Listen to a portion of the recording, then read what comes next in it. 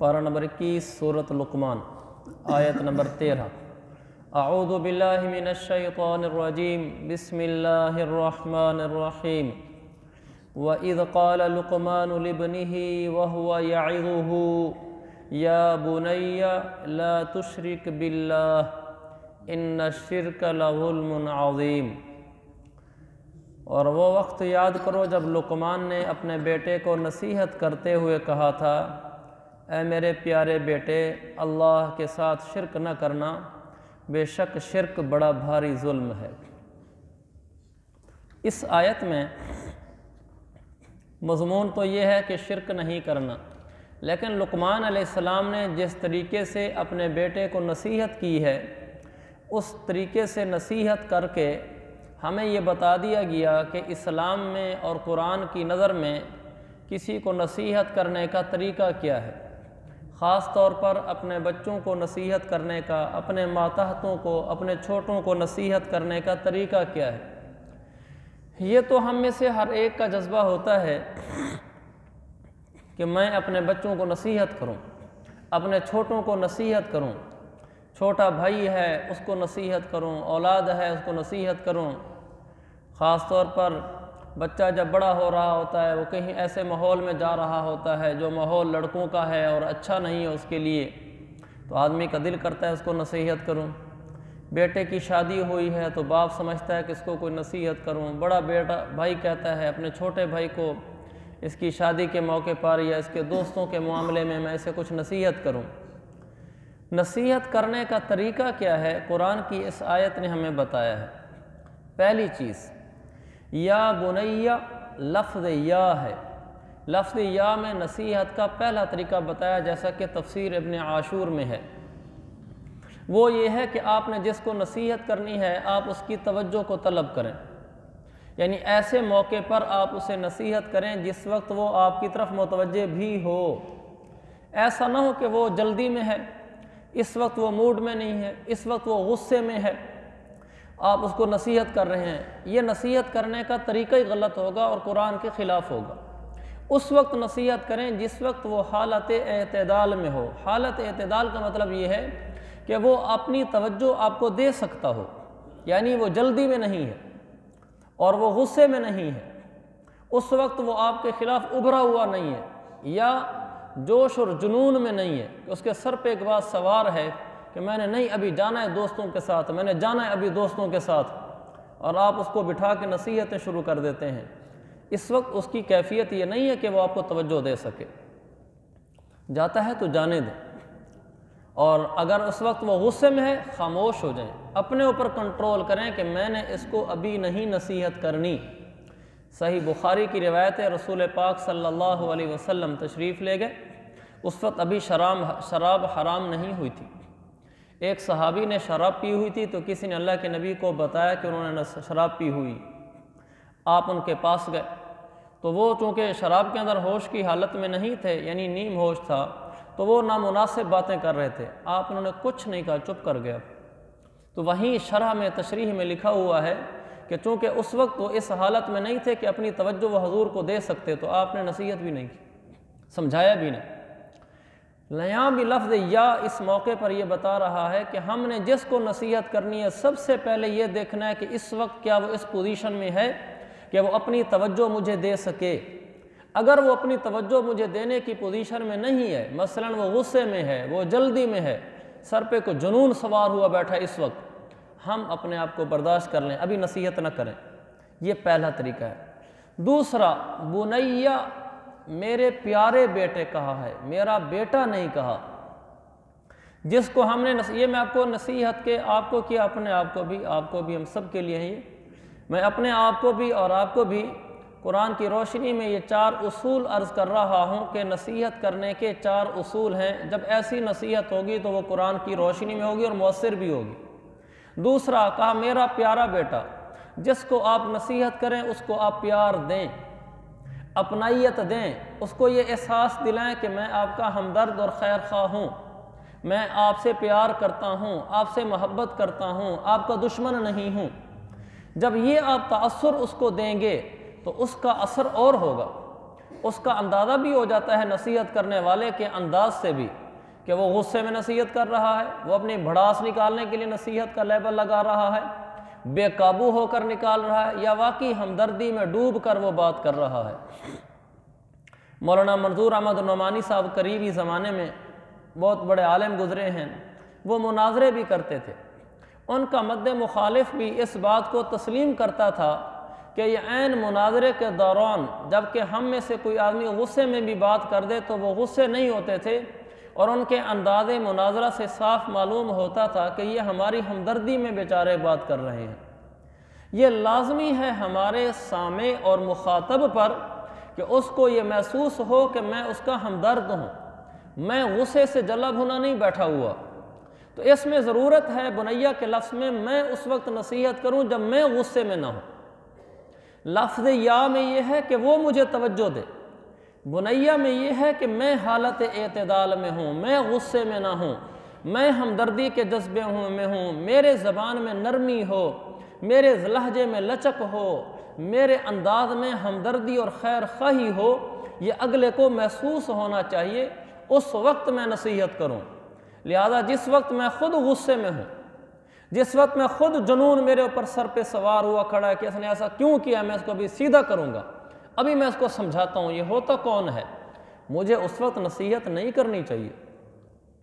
مجھے کسی نے کہہ دیا مثلا جی آپ کے بیٹے نے یوں کہا، مجھے غصہ چڑھ گیا، میرے بیٹے نے یہ کیا ہے، میں گھر آ کے اس کو سیدھا کرنے لگ گیا نصیحت کے انداز میں، یہ میں غلط کر رہا ہوں۔ مجھے چاہیے کہ میں چپ کر جاؤں، برداشت کر جاؤں، جس وقت میرا غصہ ختم ہو جائے، میں حالت اعتدال میں آ جاؤں اور میں اس موڈ میں آ جاؤں کہ میں اگلے کو پیار کا تأثر، ہمدردی کا تأثر دے سکوں، اگلا محسوس کرے کہ یہ اس وقت میری ہمدردی میں بات کر رہا ہے، یہ اپنے جذبات کے ہاتھوں بہہ نہیں چکا، تو اس وقت مجھے اگلے کو نصیحت کرنی چاہیے۔ جب خود آدمی غصے میں ہو، حالت اعتدال میں نہ ہو، اس وقت نصیحت نہ کرے۔ اور دوسرا، لہجے میں سختی نہ ہو، الفاظ میں سختی نہ ہو۔ بعض دفعہ الفاظ نرم ہوتے ہیں لیکن چہرے کا تاثر اور لہجہ سخت ہوتا ہے، اس کا بھی اچھا اثر نہیں ہوتا۔ جب انسان بالکل نارمل پوزیشن میں آ جائے، اس وقت انسان کو بات کرنی چاہیے۔ یہ دوسرا ہمیں بتایا گیا کہ اگلے کو پیار کے انداز میں بات کرنی ہے، الفاظ بھی پیار کے ہوں، میرے پیارے بھائی، میرا پیارا بیٹا، میرے پیارے دوست، الفاظ بھی پیار کے ہوں۔ یا بنیا لفظوں میں کہا ہے کہ میرا پیارا بیٹا، یہ کہہ کر پھر نصیحت کرنا شروع کی ہے۔ تو ہم نے پیار کا لفظ اپنے لفظوں میں لانا ہے تاکہ قرآن کی تعلیم کی اتباع ہو سکے۔ پیارے بھائی، پیارے دوست، پیارا بیٹا، یہ کہہ کر پھر نصیحت کرنی چاہیے۔ اور میں کئی دفعہ عرض کر چکا ہوں، میرے لیے بھی ہے، آپ کے لیے بھی ہے، جب بیٹا اور آپ کا جوتا ایک ہو جائے، وہ بیٹا آپ کا جوتا پہننا شروع کر دے، اس دن سے اس کو بیٹا نہ سمجھنا کیا وہ میرا ماتحت ہے جیسے چاہوں ڈانٹ دوں۔ وہ عمر تب ہوتی ہے جب بچہ چھوٹا ہوتا ہے، باپ اس کو ڈانٹ دیتا ہے، چل دفعہ ہو جا، یہ کر لے، وہ کر لے، ابھی تک سویا ہوا ہے۔ یہ جب چھوٹی عمر میں ہوتا ہے، جس وقت اس کا قد آپ کے قد کے برابر ہونا شروع ہو گیا ہے، وہ آپ کے برابر محسوس ہوتا ہے، اب نہ آپ اس کو یہ سمجھیں کہ میرا بیٹا ہے، میں اس کو سخت ڈانٹ کے کہہ دوں ابھی تک سویا ہوا ہے، حرام خور، نمک خور، فلاں، جیسے ہمارے معاشرے میں کہتے ہیں، یہ آپ غلط کر رہے ہیں۔ اب آپ اس کو نصیحت نہیں کر رہے، اب آپ اس کو اپنے خلاف باغی کر رہے ہیں۔ اب وہ بڑا ہو چکا ہے، اب وہ باشعور ہو چکا ہے، اب وہ گھر چھوڑنا بھی جانتا ہے، اب وہ خود کمانا بھی جانتا ہے، اب وہ آپ کے سامنے سٹینڈ لینا بھی جانتا ہے۔ اب اس کے دوست بھی ہیں جو اس کو یہ کہتے ہیں چھوڑ پرے باپ کو، ہمارے پاس آ جا، کب تک اپنے باپ کی سختیاں سہتا رہے گا۔ اب وہ نہیں رہا۔ اس لیے میرے عزیز بھائیو، بیٹے کو بھی نصیحت کرنی ہو، جب بیٹا کچھ بڑا ہو جائے تو پیار کا لفظ ضرور استعمال کریں۔ اب یہ خیال رکھیں کہ وہ بیٹا چھوٹا بیٹا نہیں رہا، اب عمر اس کی بڑی ہو چکی ہے۔ کیسے نادان ہیں وہ باپ جو شادی شدہ بیٹے کو بھی اس کی بیوی کی موجودگی میں ڈانٹ دیتے ہیں۔ وہ اس کو نہیں سمجھتے کہ اب میرا بیٹا گھر کا سربراہ بن چکا ہے، اب میرے بیٹے کی ایک حیثیت اور شخصیت قائم ہو چکی ہے، وہ اپنی ایک عزت نفس رکھتا ہے اپنی بیوی کے سامنے۔ ہر آدمی اپنی بیوی کے سامنے ایک عزت نفس رکھتا ہے، وہ سمجھتا ہے کہ میری بیوی کے سامنے میری عزت ہونی چاہیے، میں بیوی کے سامنے کوئی چھوٹا آدمی نہ لگوں، اور میری بیوی کو یہ تاثر نہیں ملنا چاہیے کہ تیرا شوہر عام سا آدمی ہے۔ میری بیوی کو میرے بارے میں یہ تصور ملنا چاہیے کہ میں عزت والا آدمی ہوں۔ یہ ہر انسان کی طبعی خواہش ہے، لہذا باپ کا بیٹے کو اس طرح ڈانٹ دینا اس کی بیوی کے سامنے، یہ بہت نادانی کی بات ہے۔ اگر سمجھانا ہے تو بیٹے کو الگ سمجھائے کہ اس کی بہو کو پتہ بھی نہ چلے، اس لیے کہ بیٹے کی اب عزت نفس کا خیال رکھا جائے۔ تو یہ دوسرا تھا کہ اے میرے پیارے بیٹے، کہ آپ اس کو پیار کے لہجے میں، غیر غصے کی حالت میں پیار کے الفاظ بول کر بات کریں، بلکہ یہ 3 ہو جائیں گے۔ لفظ یا میں یہ ہے کہ آپ اس کی توجہ کو طلب کریں، بنیہ میں ایک یہ ہے کہ آپ خود غصے میں نہ ہوں، ہمدردی اور پیار اور محبت کے لہجے اور موڈ میں ہوں۔ نمبر 3 یہ ہے کہ آپ کے زبان سے جو لفظ نکلیں وہ الفاظ پیار کے ہوں۔ آگے تیسرے درجے میں ہے لا تشرک باللہ۔ جب حضرت لقمان نے یہ 3 کام کر لیے، اس کی توجہ کو طلب کیا، خود ہمدردی کے لہجے میں بات کی، نمبر 3 الفاظ میں پیار اور محبت کا اظہار کیا، نمبر 4 اب آ کر انہوں نے نصیحت کی ہے کہ لا تشرک باللہ، بیٹا اللہ کے ساتھ شرک نہ کرنا۔ تو پہلے یہ 3 مرحلے گزر کر پھر چوتھے نمبر پر بولنا ہے کہ بیٹا ایسے لوگوں سے دوستی نہ لگا، بیٹا سگریٹ نہ پیا کر، بیٹا فلانی گیم نہ کھیلا کر، بیٹا یہ کام نہ کیا کر۔ یہ چوتھے نمبر پر کہنا ہے۔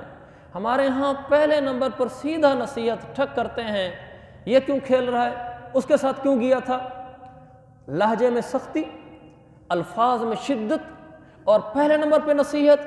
سارے اصول ہم نے توڑ دیے، پھر ہم کہتے ہیں کہ وہ تو میری بات ہی نہیں مانتا، اس پر نصیحت اثر ہی نہیں کرتی، وہ تو نافرمان ہو چکا ہے۔ دراصل ہم قرآن سے دور ہو گئے، ہم نے قرآن کا طریقہ نصیحت استعمال نہیں کیا، باپ بننا نہیں سیکھا، اس لیے بیٹے پر اثر بھی نہیں ہوا۔ تو چوتھے نمبر پر یہ ہے کہ جب یہ 3 کام ہو جائیں تو اب اس کو نصیحت والی بات بولیں کہ بیٹا آپ نے یہ کام نہیں کرنا۔ اب آپ نے اس کو روک دیا، مثلا کہ بیٹا آپ نے سگریٹ نہیں پینی، بیٹا آپ نے فلانی گیم نہیں کھیلنی، بیٹا آپ نے اس طرح کے لڑکوں سے دوستی نہیں لگانی۔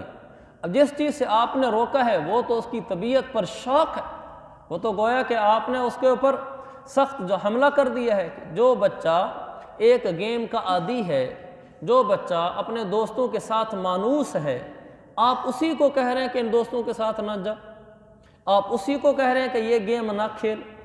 وہ سگریٹ کا عادی ہے، آپ اس کو کہہ رہے ہیں سگریٹ نہ پی۔ ایک بچے کے اندر وہ بات، بچہ ہے بڑا ہے، ایک آدمی میں وہ بات اچھی طریقے سے ہے اور وہ اس سے مانوس ہے، اور آپ اس کو کہہ رہے ہیں کہ یہ کام نہ کر، تو یقیناً اس کے لیے اصول ہوں گے۔ جب کہا کہ یہ کام نہ کر، اس سے پہلے 3 کام کرائے گئے، نصیحت کرنے کے بعد ایک کام اور کرایا گیا کہ چونکہ وہ مانوس ہے اپنے اس کام سے جس کام سے ہم اس کو روک رہے ہیں، تو ایسے تو وہ نہیں چھوڑے گا اس چیز کو۔ مثلا ہم نے اسے کہا کہ بیٹا تو PUBG گیم نہ کھیلا کر، اب اس کی تو طبیعت چلتی اسی میں ہے، تو آگے بتانا پڑے گا، جیسے حضرت لقمان نے کیا، کہا بیٹا شرک نہ کرنا، آگے فرمائے ان الشرک لظلم عظیم، شرک تو بڑا ظلم ہے، یعنی جس چیز سے روکا اس چیز کا نقصان بتایا کہ بیٹا جیسے ظلم کو تم سمجھتے ہو کہ ظلم بری شے ہوتی ہے اور انسان کو ظلم نہیں کرنا چاہیے، ظلم کرنے والا انسانوں کی نظر میں بھی اچھا نہیں ہوتا، اللہ کی نظر میں بھی اچھا نہیں ہوتا، اس ظالم کا انجام بھی اچھا نہیں ہوتا۔ بیٹا جس طرح تم سمجھتے ہو کہ ظلم بری چیز ہے، تو بیٹا اسی طرح میں سمجھتا ہوں کہ شرک ظلم سے بھی بڑا ظلم ہے، لظلم عظیم، شرک بیٹا بڑا ظلم ہے، بڑا نقصان ہے۔ اب جب بیٹے نے دیکھا کہ جس چیز سے مجھے روکا گیا اس کا نقصان بھی ساتھ بیان کر کے مجھے قائل کرنے کی کوشش بھی کی گئی۔ ہمارے یہاں کیا ہوتا ہے، آرڈر دے دیا، میں کہہ کے جا رہا ہوں آئندہ یہ کام نہیں کرنا، بس ہماری نصیحت شروع بھی یہیں ہوتی ہے، ختم بھی یہیں ہوتی ہے۔ بس بیٹے کو کہہ دیا، بھائی کو کہہ دیا، کسی کو بھی نصیحت کی، میں نے تجھے کہا ہے نا کہ آئندہ یہ نہیں ہونا چاہیے، بس دوبارہ میں نہ دیکھوں۔ ہمارا یہ طرز نصیحت ہے جو سراسر غلط ہے۔ انہوں نے ایسے نہیں کہا کہ شرک نہ کرنا، بس میں نے تجھے کہہ نہیں دیا، اس سے بڑی کیا بات ہے، نہیں، پہلے پیار کی فضا ہموار کی، نصیحت کی، نصیحت کرنے کے بعد پھر شرک جیسے گناہ کو بھی روکنے اور اس سے روکنے کے لیے بھی ذہن سازی کی، اس کا نقصان بتایا کہ بیٹا شرک ظلم ہوتا ہے اور ظلم بری شے ہوتی ہے۔ تو ہمیں پانچواں اصول یہ ملا کہ ہم نے جس چیز سے اس کو روکنا ہے اس کے بارے میں اس کی ذہن سازی کرنی ہے، اس کو مطمئن کرنا ہے، اس کو اس پر تیار کرنا ہے کہ میں نے جس چیز سے روکا ہے بیٹا یہ بری چیز ہے۔ مثلا آپ نے اس کو پب جی گیم سے روکا، آپ بتائیں کہ بیٹا اس کے کھیلنے والوں کو یہ نقصان ہوتا ہے۔ آپ نے سگریٹ سے روکا، بیٹا سگریٹ پینے کے یہ نقصانات ہیں۔ آپ نے بری سوسائٹی کے لڑکوں سے روکا، آپ اس کو بتائیں بیٹا آپ کی عمر چھوٹی ہے، میری عمر بڑی ہے، بیٹا اس طرح کے دوستوں کے ساتھ چلنے سے آدمی آہستہ آہستہ نقصان کی طرف چل پڑتا ہے۔ ایک دن آئے گا آپ اپنے ان دوستوں کی وجہ سے کہیں پھنس جائیں گے۔ بیٹا اللہ نہ کرے ایسا دن آ جائے کہ آپ کو جیل میں جانا پڑے، بیٹا ایسا دن نہ آ جائے کہ آپ کے بارے میں نامناسب سزا سنا دی جائے۔ بیٹا جتنے لوگ بھی جا کر جیلوں میں پھنستے ہیں اور نامناسب سزائیں سنائی دی جاتی ہیں، میرا بیٹا اس کے پیچھے یہ دوست ہی ہوتے ہیں۔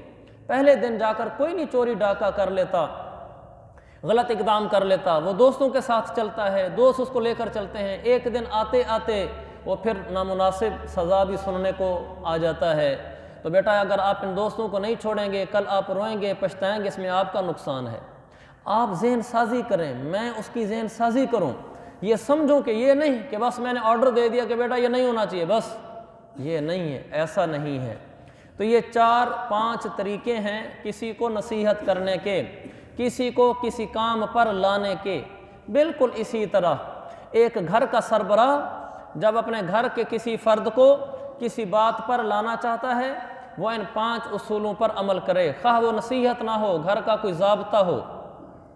مثال کے طور پر گھر میں بچے ٹی وی پر ہر قسمی چیز دیکھتے ہیں، گھر کے سربراہ نے کہا کہ میں اب ان کو روکوں کہ تم ٹی وی پر یہ ساری چیزیں نہ دیکھا کرو، تو ان کو ایسے آرڈر نہ دے کہ بس آج سے آئندہ میرے گھر میں چیز نہیں چلنی چاہیے۔ یہ 5 مراحل پورے کرے، ان کو بٹھائے، توجہ طلب کرے، ہمدردی کا انداز بتائے اس کا کہ آدمی ہمدرد ہے ہمارا، پیار بھرے الفاظ بولے، پھر اس سے روکے، پھر اس کے نقصانات بتائے، پھر اس پر ان کو لے کر آئے۔ ذہن سازی سے جو نصیحت کی جاتی ہے، جس اصول اور ضابطے پر لایا جاتا ہے، اگلا مخاطب اور سامع اس پر جلوت و خلوت میں آپ کی موجودگی اور غیر موجودگی میں اس پر عمل کرتا ہے۔ جب آرڈر دے کر کسی چیز پر عمل کرایا جاتا ہے اس کے نتائج اچھے نہیں ہوتے، وہ صرف موجودگی میں عمل ہوتا ہے، غیر موجودگی میں عمل نہیں ہوتا۔ موجودگی میں بھی تب عمل ہوتا ہے جب اس کا آرڈر پاور رکھتا ہو کہ آدمی اگر نہیں مانتا تو اس کا نقصان ہوگا۔ گھر کے افراد کو بھی ایسے ہی سمجھائیں۔ سکول کا پرنسپل ہے، کسی ادارے کا ہیڈ ہے، وہ چاہتا ہے کہ میرے نیچے جو افراد ہیں میں ان کو کسی بات پر لے آؤں، تو ان کو وہ پیار محبت سے لانے کی کوشش کرے، اس کے نتائج اچھے ہوں گے۔ پھر ضابطہ بھی سنا دے، وہ کہنا چاہتا ہے یہ آج سے آئندہ جو آدمی بھی دیر سے آئے گا میں اس کی تنخواہ کاٹوں گا، تو اس کو پیار محبت سے ہمدردی کے ماحول میں لا کر بات کہے، پھر تنخواہ بھی کاٹے۔ لیکن اگر وہ ہمدردی کے ماحول میں لا کر اس سے بات کرے گا پھر اس کے بعد تنخواہ کاٹے گا تو اس کو چبھے گی نہیں۔ اگر آرڈر دے کر سخت لفظ کہہ کر کاٹے گا تو وہ اندر سے باغی ہو جائے گا، مجبور ہوگا، وہ تنخواہ بھی کٹوائے گا، وقت پر آنے کی کوشش بھی کرے گا، لیکن وہ آپ کے ساتھ نہیں ہوگا۔ ایسے ہی آپ کا کوئی کاروبار ہے، اس میں کوئی لڑکا کام کرتا ہے، آپ اس کو کسی چیز سے روکنا چاہتے ہیں اور وہ آپ کو اس کا کوئی نامناسب عمل ہے آپ کے کاروبار میں، آپ چاہتے ہیں اس کو کاروبار میں ایسے نہیں کرنا چاہیے۔ ایک یہ کہ آپ اس کو بلا کر سختی سے کہہ دیں کہ آئندہ ایسے نہیں ہونا چاہیے۔ اب وہ کوشش کرے گا کہ جب آپ نہ ہوں تو وہ ایسا کر لے، جب آپ ہوں تو پھر نہ کرے۔ اور اگر آپ کا بول زیادہ ہی سخت و ترش ہوا تو ممکن ہے وہ آپ کو کوئی نقصان بھی پہنچا دے۔ نقصان پہنچانے سے مراد وہ کہے کہ میں اس کے کاروبار میں ایسے نقصان پہنچاؤں اس کو پتہ بھی نہ چلے، اور ایسا ہوتا ہے۔ وہ کاروبار میں اس کے خلاف ہو جاتے ہیں، کہتے ہیں کہ اس نے ہماری عزت نفس مجروح کی ہے، ایسا ہے تو پھر ایسا ہی صحیح، زیادہ سے زیادہ کیا کر لے گا، نکال لے گا، اور نوکریاں نہیں ہیں، وہ بغاوت میں آ جاتا ہے، اس لیے کہ اس کو غلط طریقے سے روکا گیا۔ اگر اسی آدمی کو پیار محبت سے اچھے طریقے سے روکا جائے، بھائی بیٹا بنا کر روکا جائے، پھر اس کے بعد وہ ہمدرد بن جائے گا آپ کا، پھر وہ جلوت و خلوت میں آپ کی موجودگی غیر موجودگی میں آپ کا ہو جائے گا۔ تو میرے عزیز بھائیوں، کسی کو بھی کسی بات پر لانا ہو، خاص طور پر اپنے بچوں کو نصیحت کرنی ہو، بیٹے کو نصیحت کرنی ہو، یہ 5 مراحل ہیں جو ہمیں پورے کرنے ہیں۔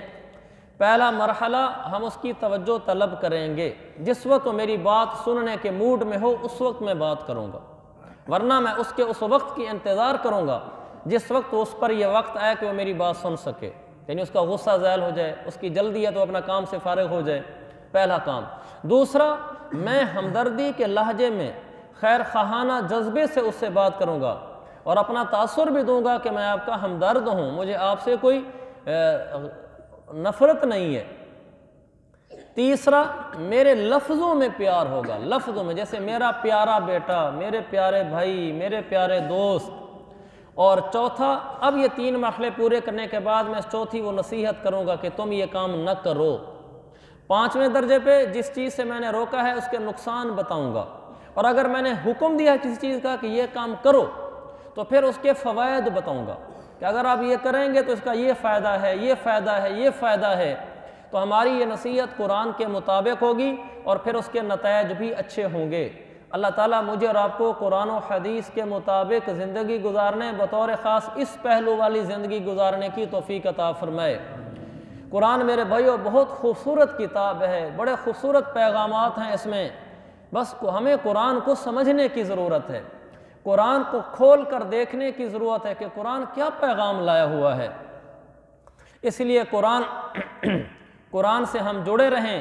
تو میں عرض کیا کرتا ہوں، قرآن کے ساتھ جڑنے سے انسان کی دنیا بھی اچھی بنتی ہے، گھریلو زندگی بھی اچھی بنتی ہے اور آخرت بھی اچھی بنتی ہے۔ اللہ تعالیٰ مجھے اور آپ کو قرآن پہ عمل کی توفیق عطا فرمائے۔